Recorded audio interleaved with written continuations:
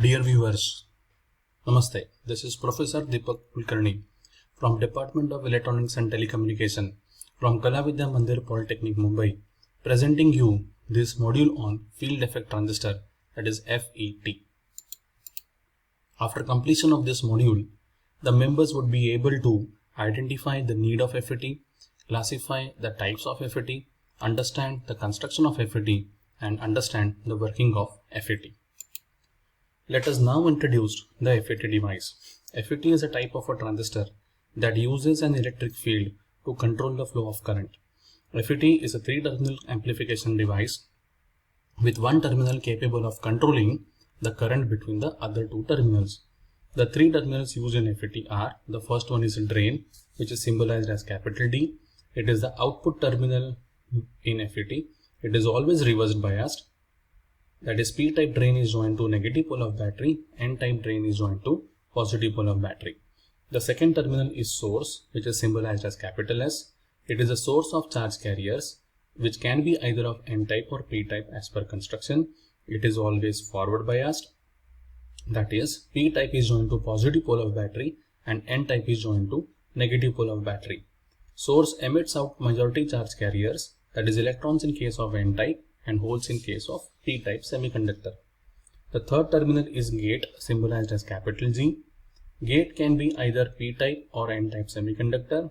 It is always reverse biased in FET. It controls the flow of carriers flowing from source to drain, which affects the conductivity between drain and source.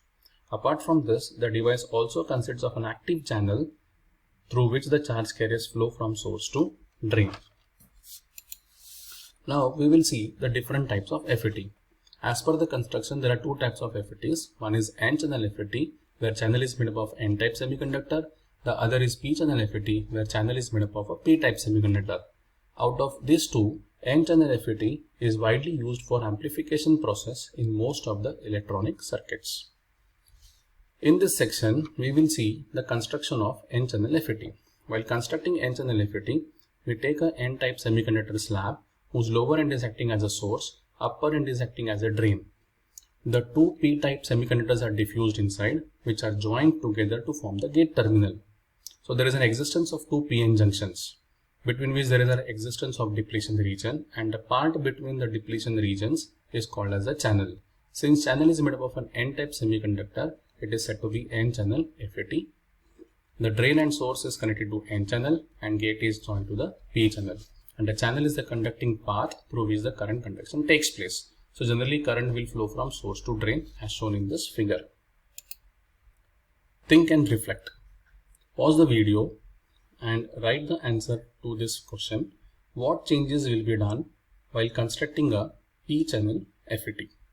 Take your time, record your answer. And if you have finished, then play the video.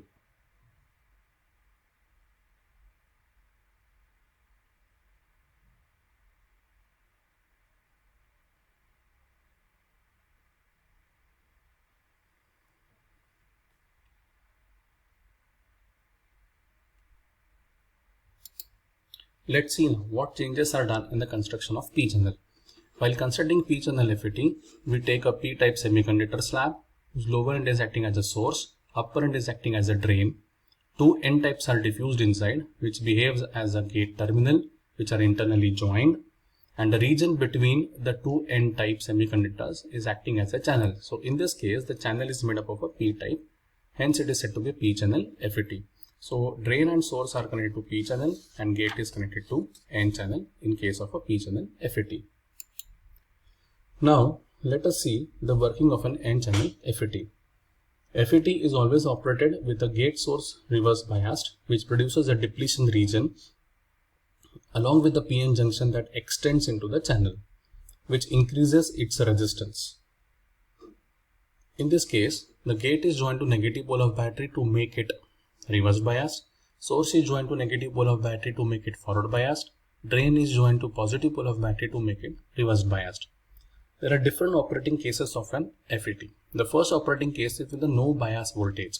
That means in the VGS is 0. So there is no voltage applied between gate and source. The only voltage exists is between drain and the source. As soon as the VDS supply is applied, the electrons from the N-type source will be repelled and they will flow through the channel towards the drain. The electrons cannot enter to this P-type because of existence of depletion region. So all electrons will go towards the drain and they will constitute the drain current ID.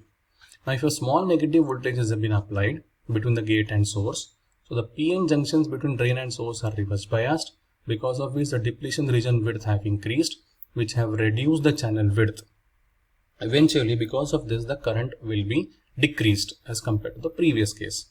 And further, if a negative voltage is more applied between the gate and source, the depletion regions have touched each other so that the channel width has become 0. Now the drain current has become completely 0. So for a current conduction to take place, there should be a dominant VDS voltage and VGS should be properly controlled. Similar operations are also observed in a P-channel FET, in which only the connections are reversed. So in this module, we have studied the different types of FET, their constructions and their working. Thank you for watching this module and have a happy learning.